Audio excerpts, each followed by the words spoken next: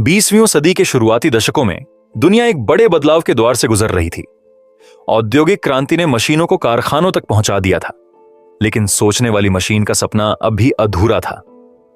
लोग कल्पना करते थे कि अगर इंसान की तरह सोचने वाली कोई मशीन बन जाए तो गणित, विज्ञान और समाज सबकी शक्ल बदल जाएगी। इसी कल्पना को वास्तविकता में ढालने की शुरुआत कुछ महान दिमागों ने की और वहीं से आधुनिक कंप्यूटर विज्ञान की यात्रा शुरू हुई। सबसे पहले आते हैं एलन ट्यूरिंग। ट्यूरिंग एक गणितज्ञ थे जिन्होंने यह सवाल उठाया, क्या मशीन सोच सकती है? इस सवाल का जवाब खोजने के लिए उन्होंने ट्यूरिंग मशीन की अवधारणा दी। एक ऐसी काल्पनिक मशीन जो किसी भी तरह की गणना कर सकती है, बशर्ते उसके पास सही निर्देश हों। यह विचार आज की कंप्यूटर प्रोग्रामिंग का मूल है। ट्यूरिंग ने सिर्फ गणित तक ही सीमित न रहकर क्रिप्टोग्राफी में भी काम किया और द्वितीय विश्व युद्ध के दौरान जर्मनी की एनिग्मा मशीन का कोड तोड़कर लाखों जानें बचाईं। लेकिन सबसे बड़ा योगदान उनका यही था कि उन्होंने साबित किया कि गणना केवल संख्याओं तक सीमित नहीं है, बल्कि किसी भी प्रतीकात्मक प्रक्रिया को मशीन द्वारा हल किया जा सकता है। इसी समय एक और महान वैज्ञानिक सामने आए, जॉन वॉन न्यूमैन। ट्यूरिंग ने जिस मशीन का सैद्धांतिक मॉडल दिया, वॉन न्यूमैन ने उसे वास्तविक रूप देने की दिशा दिखाई। उन्होंने कंप्यूटर की आर्किटेक्चर का खाका तैयार किया, कैसे डेटा और प्रोग्राम एक ही मेमोरी में रखे जा सकते हैं, कैसे सीपीयू, मेमोरी और इनपुट आउटपुट डिवाइस आपस में जुड़ेंगे। यह वॉन न्यूमैन आर्किटेक्चर आज भी हर आधुनिक कंप्यूटर की रीढ़ है। आप जो लैपटॉप, मोबाइल या सर्वर इस्तेमाल करते हैं, उसकी बुनियाद वॉन न्यूमैन की सोच पर टिकी है। लेकिन एक मशीन केवल हार्डवेयर से पूरी नहीं होती, उसे भाषा चाहिए ताकि इंसान उससे संवाद कर सके। यही भूमिका निभाई ग्रेस हुपर ने। वे अमेरिकी नौसेना में अधिकारी थीं और शुरुआती कंप्यूटर प्रोग्रामरों में से एक। हुपर ने पहला कंपाइलर विकसित किया, एक ऐसा टूल जो मानव जैसी भाषा को मशीन भाषा में बदल सके। उनके प्रयासों से कोबोल जैसी प्रोग्रामिंग भाषा बनी, जिसने बिजनेस और उद्योग और जगत को कंप्यूटर अपनाने में मदद की। आप कह सकते हैं कि ट्यूरिंग ने मशीन को सोचने की क्षमता दी, वॉन न्यूमैन ने उसका शरीर बनाया और ग्रेस हुपर ने उसे इंसानों से बातचीत करने की भाषा सिखाई। फिर आए डोनाल्ड नॉर्थ। वे कंप्यूटर विज्ञान को एक गंभीर गणितीय अनुशासन बनाने वाले प्रमुख व्यक्तियों में से हैं। उनकी बहुखंडीय पुस्तक the art of computer programming को आज भी प्रोग्रामरों की बाइबल कहा जाता है। नुथ ने यह दिखाया कि एल्गोरिदम केवल कोड की पंक्तियां ही नहीं, बल्कि सुंदर गणितीय संरचनाएं हैं। उन्होंने एनालिसिस ऑफ एल्गोरिदम की नींव रखी, यानी यह समझना कि कोई समाधान सिर्फ सही नहीं होना चाहिए, बल्कि कुशल भी होना चाहिए। नुथ का काम सीधे ट्यूरिंग की परिकल्पनाओं से जुड़ा और आगे आने वाली पीढ़ियों, बेंजियो, लेखन, जॉर्डन जैसे वैज्ञानिकों को यह मंच दिया कि वे मशीनों को सिर्फ गणना करने वाली नहीं, बल्कि बुद्धिमान बनाने वाली विधियां खोज सकें। इन चार आधार स्तंभों Turing, von Neumann, Grace Hopper और नोथ ने मिलकर कंप्यूटर विज्ञान का कंकाल तैयार किया। ट्यूरिंग की थ्योरी ने हमें यह विश्वास दिया कि कोई भी समस्या गणनात्मक रूप से हल की जा सकती है। वॉन न्यूमैन ने उसे मशीन के रूप में ढाला। ग्रेस हुपर ने इंसान और मशीन के बीच की दूरी को भाषा से पाटा और नुथ ने यह सिखाया कि समस्याओं को हल करने का सौंदर्य और दक्षता भी उतना ही महत्वपूर्ण है जितना उनका समाधान। यही वह नींव थी जिस पर बाद के वैज्ञानिकों ने अपनी इमारत खड़ी की। जब योशुआ बेंजियो ने न्यूरल नेटवर्क्स की गहराई में उतरकर उन्हें सीखने की शक्ति दी, तो उनके पीछे ट्यूरिंग की वही सोच खड़ी थी। क्या मशीन सोच सकती है? जब यान लेखन ने कंप्यूटर विजन के लिए CNN बनाए, तो उनके नेटवर्क नॉर्थ की एल्गोरिदमिक सुंदरता और वॉन न्यूमैन के आर्किटेक्चर पर चल रहे थे। और जब अनिल जैन ने बायोमेट्रिक पहचान की दिशा में काम किया, तो ग्रेस ह्यूपर की बनाई भाषाओं और टूल्स ने ही उनके एल्गोरिदम को मशीनों पर जीवंत बनाया। इस प्रकार नींव का यह दौर केवल शुरुआत था। यह वह बिंदु था जहां से आधुनिक कंप्यूटर विज्ञान की असली उड़ान शुरू हुई। अगले अध्याय में हम देखेंगे कि कैसे मशीन को दिमाग दिया गया, कैसे बेंजियो, लेखन और उनके साथियों ने न्यूरल नेटवर्क्स और डीप लर्निंग की क्रांति खड़ी की। नींव तैयार हो चुकी थी। ट्यूरिंग ने सवाल पूछा था, क्या मशीन सोच सकती है? वॉन न्यूमैन ने उस मशीन को शरीर दिया, ग्रेस हूपर ने भाषा दी और नॉथ ने उसे गणितीय अनुशासन की सुंदरता दिखाई। लेकिन एक सवाल अब भी बाकी था। अगर मशीन सोच सकती है तो क्या वह सीख भी सकती है? क्या वह अनुभवों से ज्ञान अर्जित कर सकती है जैसे इंसान करता है? यही सवाल आधुनिक युग के 3 महान वैज्ञानिकों ने उठाया और उसका उत्तर खोजा। उनके नाम हैं योशुआ बेंजियो, यान लेखन और जॉफ्री हिंटन। कहानी शुरू होती है 1980 और 1990 के दशक में। उस समय कृत्रिम बुद्धिमत्ता एआई की दुनिया 2 धाराओं में बंटी हुई थी। एक धारा मानती थी कि मशीन को नियमों और लॉजिक से सिखाया जाए, हर स्थिति के लिए नियम लिख दो और मशीन उनका पालन करे। दूसरी धारा मानती थी कि इंसान के दिमाग की तरह मशीन को भी सीखने की क्षमता दी जाए। यह दूसरी धारा न्यूरल नेटवर्क्स कहलाती थी। लेकिन उस समय कंप्यूटिंग पावर कम थी, डेटा सीमित था और नेटवर्क को ट्रेन करना मुश्किल। बहुत से वैज्ञानिकों ने इसे एक डेड एंड मानकर छोड़ दिया, लेकिन जॉफ्री हिंटन ने हार नहीं मानी। उन्होंने न्यूरल नेटवर्क्स के लिए नई तकनीकें खोजी, जैसे बैक प्रोपेगेशन, जिससे मशीन खुद अपनी गलतियों से सीख सके। यह तरीका वैसा ही था जैसे इंसान ट्रायल और एरर से सीखता है। हिंटन का यह काम बाद में बेंजियो और लेखन के शोध के लिए आधार बना। अब आते हैं यान लेखन पर। लेखन ने न्यूरल नेटवर्क्स को एक खास क्षमता दी, देखने की। उन्होंने कॉन्वोल्यूशनल न्यूरल नेटवर्क CNN विकसित किया, जो तस्वीरों और वीडियो को समझ सकता था। पहली बार यह तकनीक डाक टिकटों पर लिखे हाथ से बने जिप कोड पहचानने में इस्तेमाल हुई। यह सुनने में छोटा काम लगता है, लेकिन यह वह दरवाजा था जिससे मशीन विजन की पूरी दुनिया खुली। आज वही CNN फेस रिकॉग्निशन से लेकर सेल्फ ड्राइविंग कारों तक हर जगह इस्तेमाल होता है। लेखन ने दिखाया कि मशीन सिर्फ संख्याएं नहीं गिन सकती, वह आंखें खोलकर दुनिया को देख भी सकती हैं। लेखन के बाद आते हैं योशुआ बेंजियो। बेंजियो ने मशीन को देखने के साथ साथ समझने की शक्ति दी। उन्होंने डीप लर्निंग के क्षेत्र को आगे बढ़ाया। यह विचार सरल था, अगर इंसान का दिमाग कई परतों वाले न्यूरॉन्स से बना है तो मशीन का दिमाग भी कई परतों वाला होना चाहिए। हर परत अलग स्तर पर जानकारी समझेगी, जैसे पहली परत तस्वीर की रेखाएं पहचानेगी, दूसरी परत आकार, तीसरी परत चेहरा। इस तरह गहरी परतों वाला नेटवर्क धीरे धीरे उच्च स्तरीय समझ तक पहुंचता है। बेंजियो का योगदान सिर्फ तकनीकी नहीं बल्कि दार्शनिक भी था। उन्होंने AI सुरक्षा पर जोर दिया।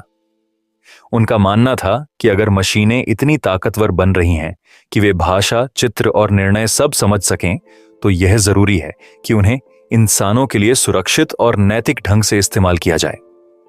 तीनों वैज्ञानिकों, हिंटन, लेखन और बेंजियो का काम आपस में गहराई से जुड़ा था।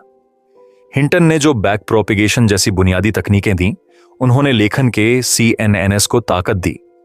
लेखन के विजन मॉडल ने बेंजियो के डीप नेटवर्क्स के लिए प्रेरणा दी और बेंजियो के गहरे परतों वाले नेटवर्क्स ने हिंटन और लेखन के विचारों को एक नया जीवन दिया। 2000 के दशक तक यह धारा एक बड़ी लहर में बदल गई। इंटरनेट से डेटा का विस्फोट हुआ, हार्डवेयर तेज हुआ और ग्राफिक्स प्रोसेसिंग यूनिट्स GPU ने नेटवर्क्स को ट्रेन करना आसान बना दिया। यह वह समय था जब बेंजियो, लेखन और हिंटन के विचारों ने दुनिया बदलनी शुरू की। उनके काम का असर अब हर जगह दिखता है। जब आप गूगल ट्रांसलेट में भाषा बदलते हैं, जब फेसबुक आपके दोस्त की फोटो में चेहरा पहचान लेता है, जब आपका फोन आवाज से कमांड समझ लेता है, या जब एक सेल्फ ड्राइविंग कार सड़क पर सुरक्षित चलती है, इन सब के पीछे कहीं ना कहीं इन 3 वैज्ञानिकों की सोच काम कर रही होती है। और यह सब कुछ सीधा सीधा ट्यूरिंग के उस सवाल से जुड़ा है, क्या मशीन सोच सकती है? ट्यूरिंग ने जिस संभावना का बीज बोया था, उसे हिंटन, लेखन और बेंजियो ने आधुनिक वास्तविकता में बदल दिया। लेकिन कहानी यहीं खत्म नहीं होती। मशीन को दिमाग मिला, पर उसे आंकड़ों और पैटर्न से ज्ञान चाहिए।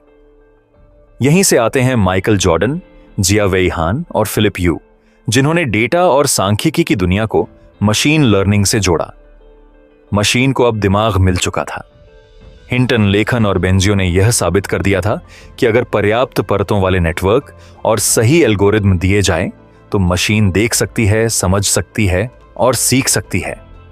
लेकिन दिमाग तभी काम करता है जब उसे पोषण मिले। इंसानी दिमाग का पोषण है अनुभव और जानकारी। मशीन के लिए यह पोषण है डेटा। और यहीं से कहानी में प्रवेश होता है Michael I, Jordan, Jia Wei Han and Philip S यूका। माइकल आई, जॉर्डन ने यह महसूस किया कि सिर्फ नेटवर्क बनाना काफी नौचापी नहीं है। असली चुनौती यह समझना है कि मशीन अनिश्चितता से कैसे निपटेगी। इंसान कभी भी पूरी जानकारी के बिना भी निर्णय ले लेता है, अनुमान, अनुभव और संभावना के आधार पर। जॉर्डन ने इसी सिद्धांत को गणितीय रूप दिया।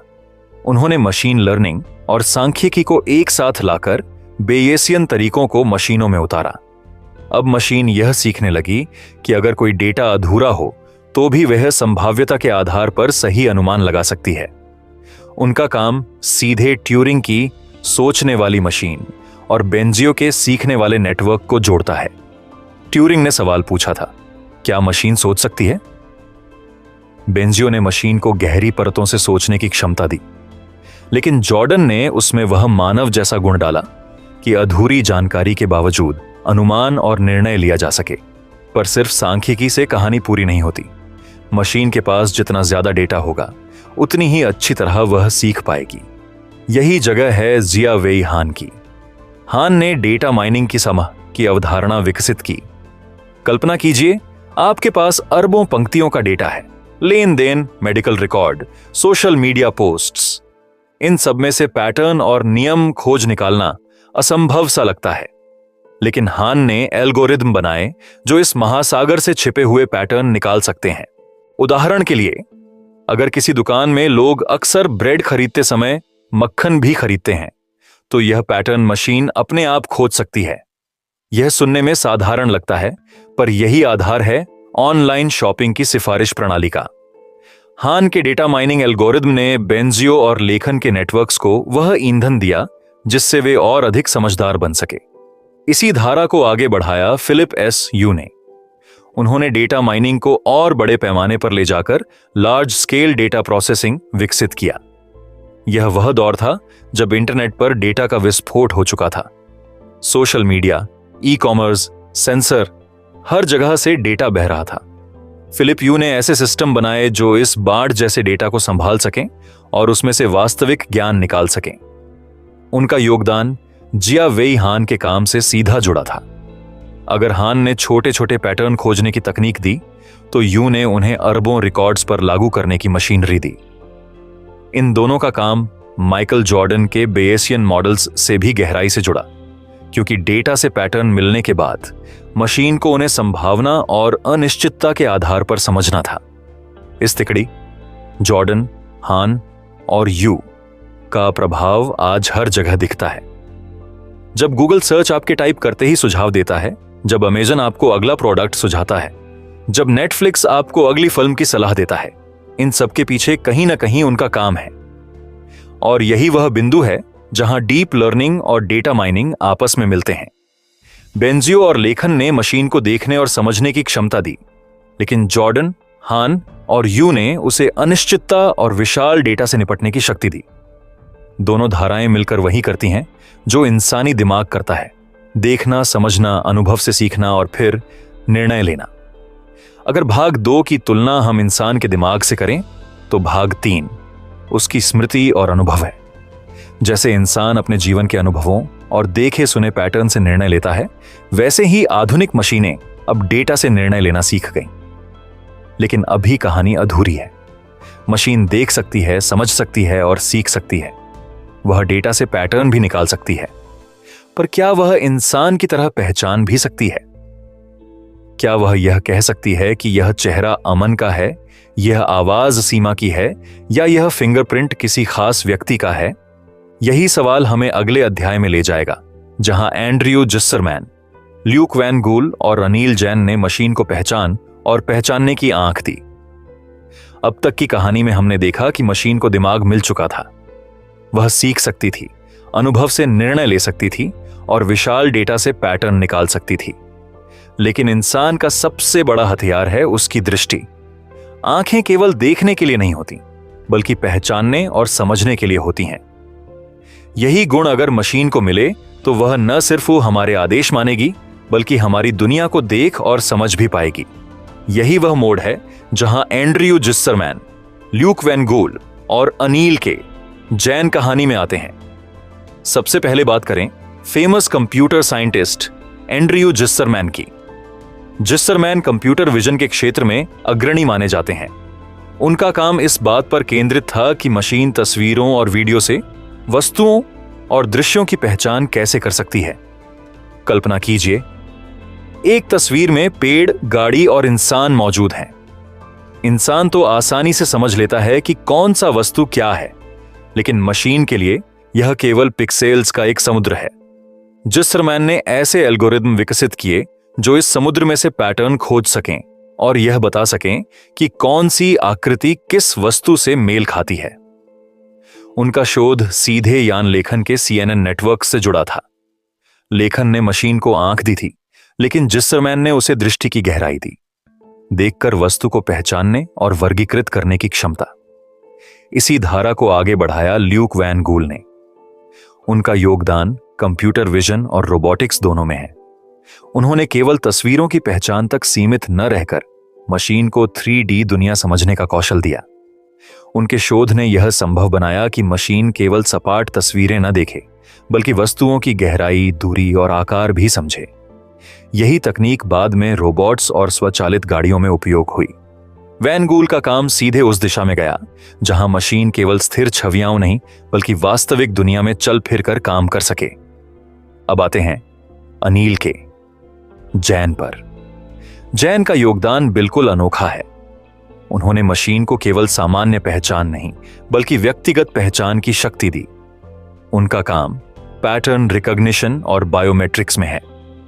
उन्होंने ऐसे एल्गोरिदम बनाए जो फिंगरप्रिंट, चेहरा, आइरिस और आवाज जैसी मानवीय पहचानियों को मशीन के लिए समझने योग्य बनाते हैं।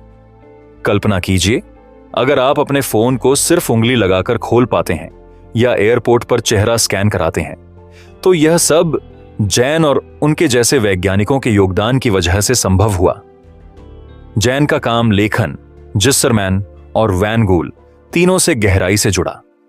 लेखन ने मशीन को तस्वीरों से सीखने का आधार दिया, जिस्सरमैन ने वस्तु पहचान को मजबूती दी और वैन गूल ने 3D समझ जोड़ी।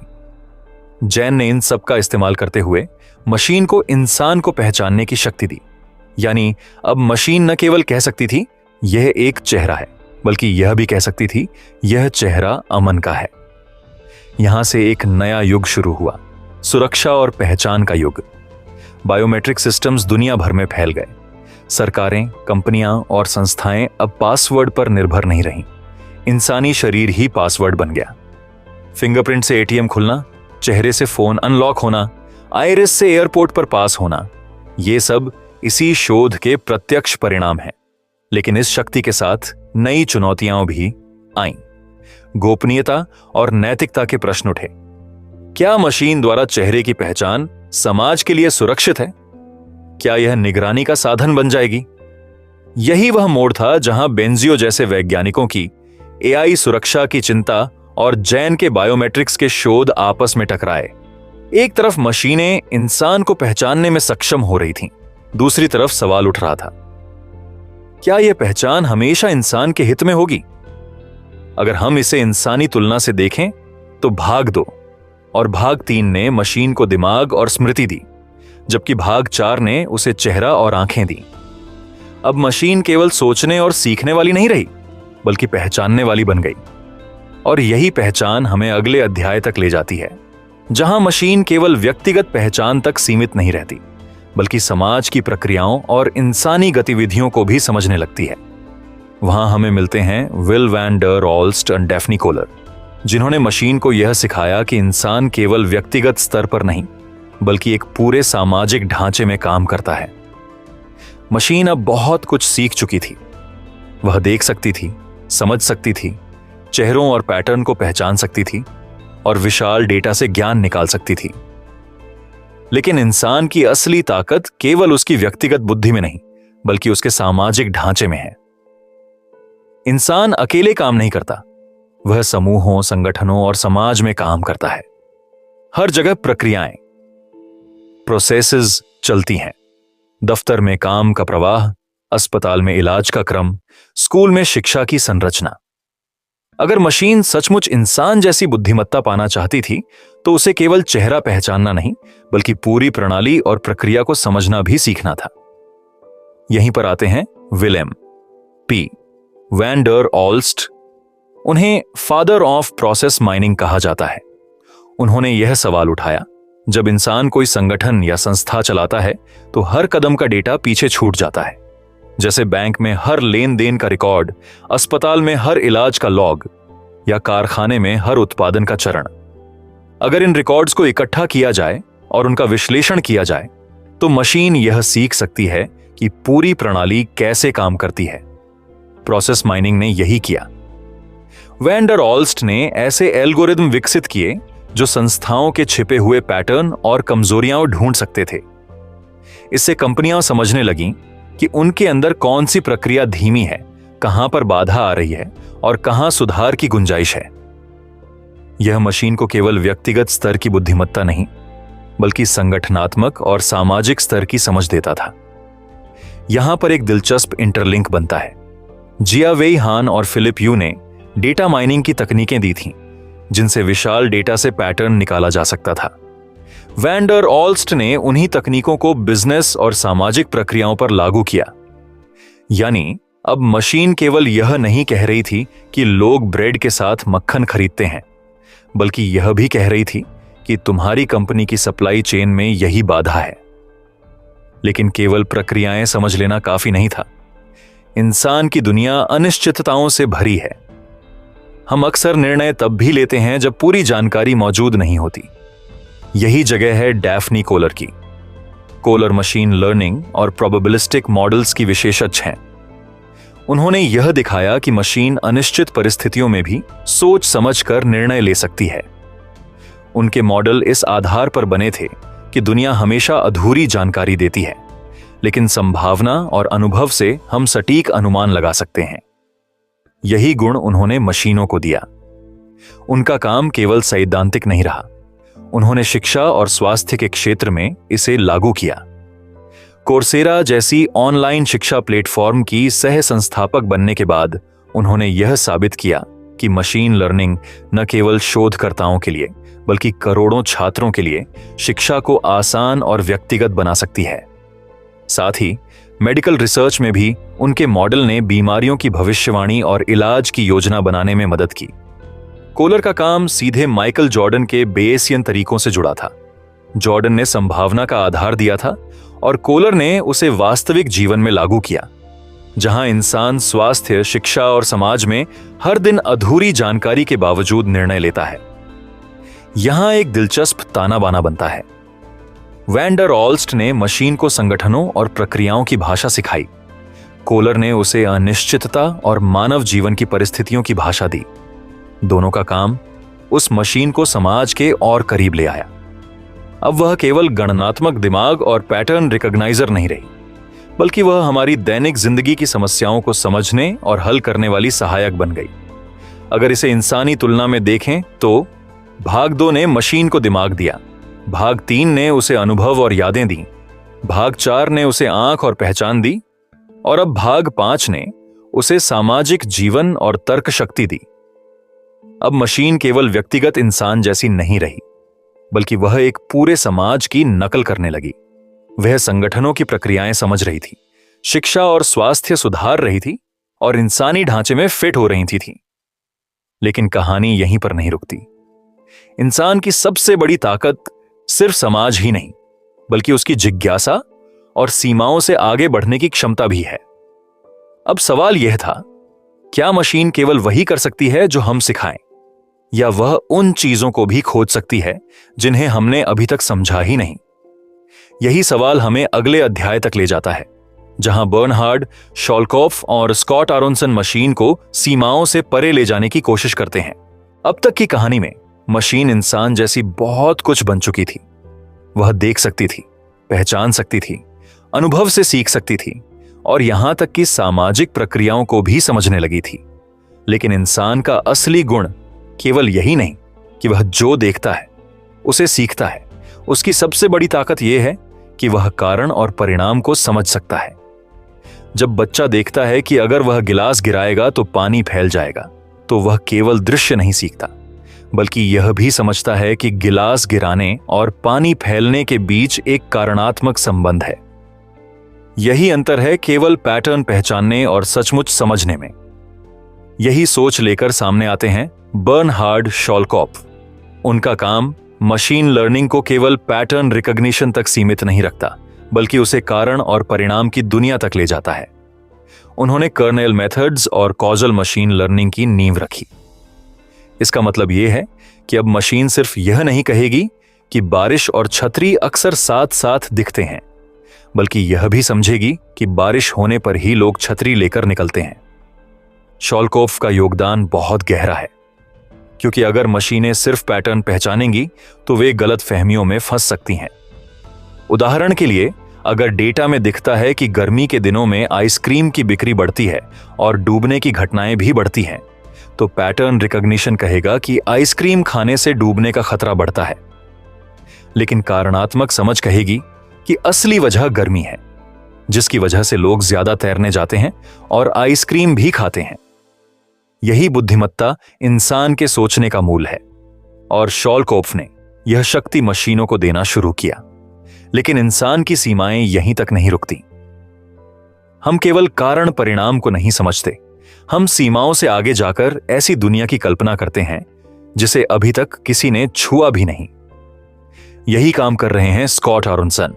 आरोनसन क्वांटम कंप्यूटिंग और जटिलता सिद्धांत, कॉम्प्लेक्सिटी थ्योरी के विशेषज्ञ हैं। उनका सवाल है, क्या मशीनें केवल पारंपरिक कंप्यूटिंग पर ही निर्भर रहेंगी, या वे क्वांटम भौतिकी के नियमों का उपयोग करके असंभव लगने वाली गणनाएं भी कर पाएंगी? क्लासिकल कंप्यूटर, जैसा वॉन न्यूमैन ने डिजाइन किया था, बिट्स पर काम करता है, 0 या 1। लेकिन क्वांटम कंप्यूटर क्विबिट्स पर काम करता है, जो एक ही समय में 0 और 1 दोनों हो सकते हैं। यह सुपरपोजिशन और एंटेंगलमेंट जैसे क्वांटम गुण मशीन को ऐसी ताकत देते हैं कि वह कुछ समस्याएं बेहद तेजी से हल कर सकती है, जैसे एन्क्रिप्शन तोड़ना, दवाओं की खोज करना या ब्रह्मांडीय भौतिकी के मॉडल बनाना। आरोनसन का योगदान यह है कि उन्होंने क्वांटम कंप्यूटिंग को केवल भौतिकी का प्रयोग नहीं रहने दिया, बल्कि उसे सैद्धांतिक कंप्यूटर विज्ञान से जोड़ा। उन्होंने यह सवाल गहराई से खोजा कि कौन सी समस्याएं क्वांटम कंप्यूटर हल कर सकते हैं और कौन सी नहीं। उनका काम यह स्पष्ट करता है कि एआई और मशीन लर्निंग का भविष्य शायद क्लासिकल सीमाओं में बंधा न रहकर क्वांटम की ओर बढ़े। यहां एक रोचक कड़ी बनती है। शॉलकॉफ ने मशीन को कारणात्मक समझ दी ताकि वह डेटा के जाल में न फंसे और वास्तविकता को समझ सके। आरोनसन ने मशीन को भविष्य की ओर धकेला ताकि वह उन सीमाओं से भी आगे बढ़ सके जिन्हें आज हम असंभव मानते हैं। अगर शॉलकॉफ मशीन को इंसान जैसी समझदार बनाते हैं, तो आरोनसन मशीन को इंसान से आगे ले जाकर ब्रह्मांड की गुत्थियों को सुलझाने का साधन बना देते हैं। यहां तक पहुंचते पहुंचते मशीन इंसान की नकल करने वाली नहीं रह गई थी, बल्कि धीरे धीरे इंसान के साथ मिलकर नए खोजों का साथी बन रही थी। लेकिन इस पूरी यात्रा में एक कड़ी अभी भी बाकी है। इंसान चाहे जितना भी बुद्धिमान हो, अगर वह दूसरों से संवाद नहीं कर सके तो उसका ज्ञान सीमित रह जाता है। मशीनों के साथ भी यही है। उन्होंने दिमाग पाया, आंखें पाई, स्मृति पाई, तर्क शक्ति और भविष्य की दिशा पाई, लेकिन उन्हें एक वैश्विक मंच चाहिए था जहां यह सब साझा हो सके। यही मंच दिया टिम बर्नर्स-ली ने वर्ल्ड वाइड वेब के जरिए। इतनी लंबी यात्रा के बाद मशीन ने इंसान जैसी कई खूबियां सीख ली थीं। वह देख सकती थी, पहचान सकती थी, सीख सकती थी, तर्क कर सकती थी और यहां तक कि भविष्य की सीमाओं की ओर भी बढ़ रही थी। लेकिन एक कमी अभी भी बाकी थी। इंसान की सबसे बड़ी ताकत सिर्फ उसका दिमाग नहीं, बल्कि उसका संचार है। इंसान ने भाषा ईजाद की, लिपि बनाई, किताबें लिखीं और फिर रेडियो, टेलीफोन और टीवी जैसे साधनों से विचारों का आदान प्रदान किया। अगर मशीनें सचमुच इंसान जैसी बननी थीं, तो उन्हें भी एक ऐसा माध्यम चाहिए था जहां वे जुड़ सकें, ज्ञान साझा कर सकें और पूरी दुनिया को जोड़ सकें।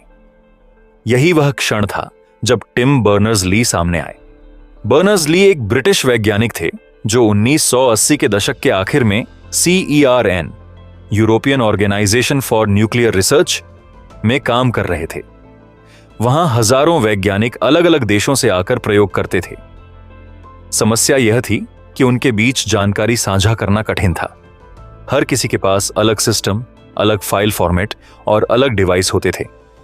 बर्नर्स-ली ने सोचा, क्या ऐसा कोई सार्वभौमिक तरीका हो सकता है जिससे जानकारी को आसानी से साझा किया जा सके? इस सवाल का उत्तर था वर्ल्ड वाइड वेब। बर्नर्स-ली ने 3 मूलभूत तकनीकें विकसित की। URL, यूनिफॉर्म रिसोर्स लोकेटर, किसी भी दस्तावेज का वैश्विक पता।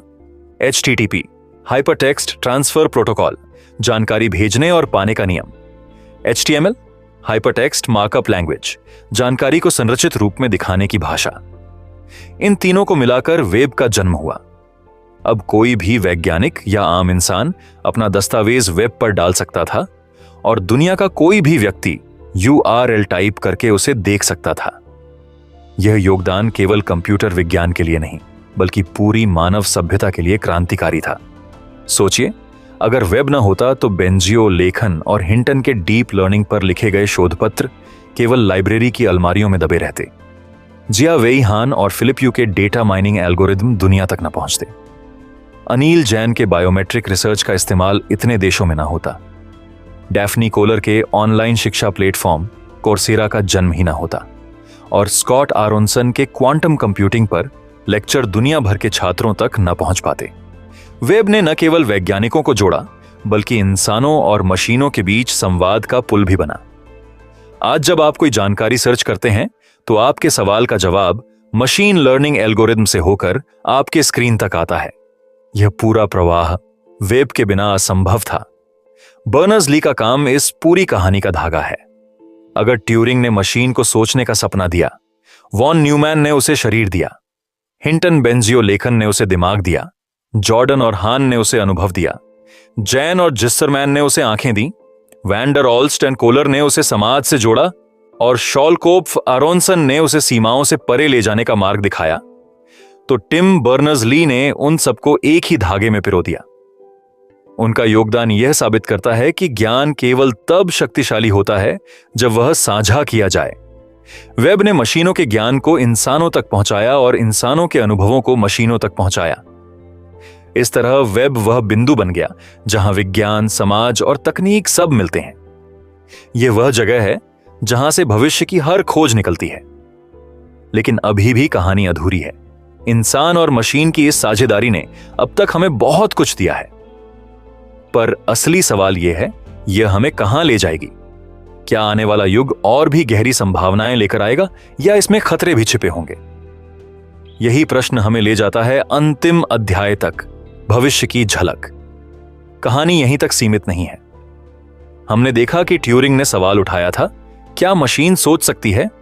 वॉन न्यूमैन ने मशीन का ढांचा बनाया, ग्रेस हूपर ने भाषा दी, डोनाल्ड नथ ने एल्गोरिदम को विज्ञान का रूप दिया, फिर हिंटन, लेखन और बेंजियो ने मशीन को दिमाग दिया। जॉर्डन, हान और यू ने उसे डेटा और पैटर्न की स्मृति दी। जिस्सरमैन, वैन गूल और जैन ने आंखें और पहचान दी। वैंडर, ऑल्स्ट और कोलर ने उसे समाज और अनिश्चितता की समझ दी। शॉलकोफ और आरोनसन ने सीमाओं से परे सोचने की शक्ति दी और बर्नर्स-ली ने सबको जोड़ने के लिए पुल बनाया। इन सब की कहानियां मिलकर एक ही धारा बनाती हैं। मशीन अब केवल इंसान की मददगार नहीं, बल्कि उसका साथी बन चुकी है। लेकिन असली सवाल यह है कि आगे क्या होगा? भविष्य की झलक डर और उम्मीद दोनों से भरी हुई है। सोचिए, जब बेंजियो सुरक्षा की बात करते हैं तो क्यों? क्योंकि डीप लर्निंग अब इतनी ताकतवर हो चुकी है कि वह नकली तस्वीरें और आवाजें, डीप फेक्स बना सकती है। जब अनिल जैन का बायोमेट्रिक सिस्टम हमारे फोन और बैंक को सुरक्षित करता है, तो वही सिस्टम निगरानी का साधन भी बन सकता है। जब डैफ्नी कोलर के मॉडल बीमारियों का इलाज आसान करते हैं, तो वे बीमा कंपनियों को यह तय करने की शक्ति भी दे सकते हैं कि किसे बीमा मिलेगा और किसे नहीं। यानी वही तकनीक जो इंसान की भलाई के लिए बनी, अगर गलत हाथों में चली जाए तो नुकसान भी कर सकती है। यही कारण है कि आज के वैज्ञानिक केवल नई तकनीक बनाने में ही नहीं, बल्कि यह सुनिश्चित करने में भी लगे हैं कि यह तकनीक सुरक्षित, नैतिक और न्यायपूर्ण हो। भविष्य में मशीनें और इंसान मिलकर वह कर सकते हैं जो कभी असंभव लगता था। कल्पना कीजिए, क्वांटम कंप्यूटिंग और डीप लर्निंग मिलकर ब्रह्मांड के रहस्यों को सुलझाए। मशीनें बीमारियों का इलाज खोजें, नई दवाएं बनाएं और हमारी आयु को कई गुना बढ़ा दें। शिक्षा इतनी व्यक्तिगत हो जाए कि हर बच्चे को एक एक मशीन ट्यूटर मिले जो उसकी जरूरत के हिसाब से उसे सिखाए। और शायद एक दिन मशीनें हमें यह भी सिखाएं कि हम इंसान खुद को कैसे बेहतर बना सकते हैं। लेकिन हर संभावना के साथ जिम्मेदारी भी आती है। अगर वेब ने हमें दुनिया से जोड़ा है तो उसने गलत जानकारी और साइबर अपराध भी फैलाए हैं। अगर विजन ने मशीन को देखने की शक्ति दी है तो उसने निगरानी और प्राइवेसी के सवाल भी खड़े किए हैं। अगर डेटा ने मशीन को सीखने का ईंधन दिया है तो उसने डेटा सुरक्षा और व्यक्तिगत स्वतंत्रता पर खतरे भी डाले हैं। इसलिए भविष्य केवल तकनीक से तय नहीं होगा, बल्कि इस बात से तय होगा कि हम इंसान किस तरह इन तकनीकों का उपयोग करते हैं। अंततः यह पूरी कहानी एक यात्रा है, एक बीज से लेकर विशाल वृक्ष बनने की यात्रा। ट्यूरिंग का सवाल उस बीज की तरह था और आज की AI, क्वांटम कंप्यूटिंग और वेब उस वृक्ष की शाखाएं हैं। और शायद आने वाले 100 सालों में कोई और बच्चा यह सवाल पूछेगा, क्या मशीनें इंसान से भी आगे सोच सकती हैं? उस दिन का उत्तर अभी हमारे पास नहीं है, लेकिन इतना तय है कि यह यात्रा रुकेगी नहीं। मशीन और इंसान साथ मिलकर नए रहस्य खोलते रहेंगे और हर नए सवाल के साथ एक नई कहानी शुरू होगी।